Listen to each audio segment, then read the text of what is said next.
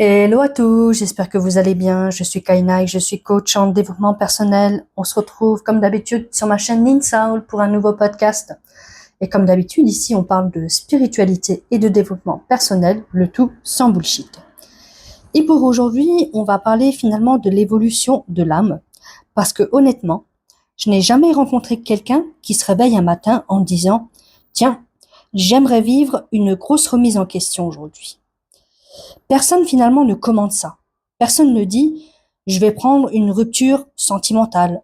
Oh, ajoutez-moi une crise existentielle et en dessert un effondrement de mes certitudes. Pourtant, quand on regarde avec du recul notre vie, finalement on se rend compte que les plus grandes évolutions arrivent souvent dans les périodes les plus inconfortables. C'est étrange quand même.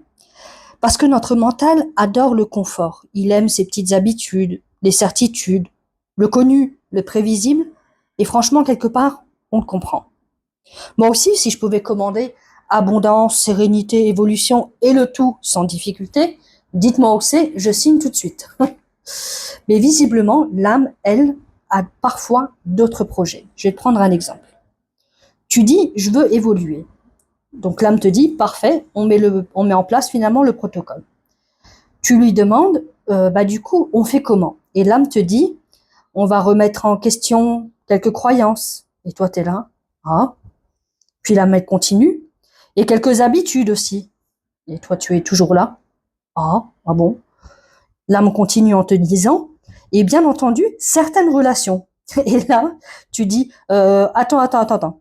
Est-ce qu'on peut revenir à la première version du projet, s'il te plaît? Parce que souvent, l'inconfort agit finalement comme un révélateur. Quand tout va bien, on continue. Et quand tout devient inconfortable, là, finalement, on regarde nos peurs, nos croyances, nos blessures, nos fonctionnements.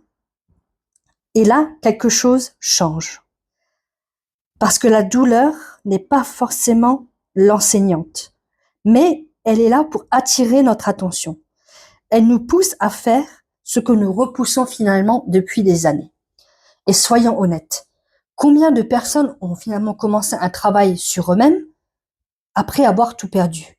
Et combien ont commencé finalement quand tout allait bien? Ça, je peux vous le dire, pas beaucoup.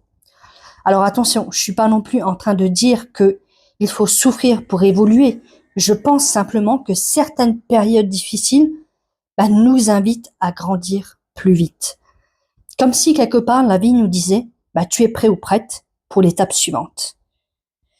Et nous, finalement, on préférerait un PowerPoint explicatif. Ça, c'est bien le mental.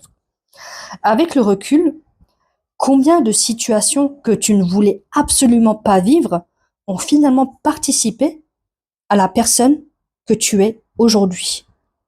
Pas parce qu'elles étaient agréables, mais finalement parce qu'elles t'ont transformé. Alors aujourd'hui, si tu trouves, du moins si tu traverses une période inconfortable, demande-toi qu'est-ce que cette situation essaie de m'apprendre sur moi. Parce que parfois, l'âme ne grandit pas malgré les tempêtes, elle grandit à travers elle. Et si tu veux qu'on travaille ensemble pour transformer les défis de ta vie en opportunités d'évolution personnelle, tu trouves mon lien en bio.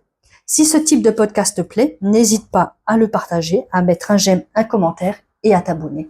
Et en attendant, je te souhaite une excellente journée.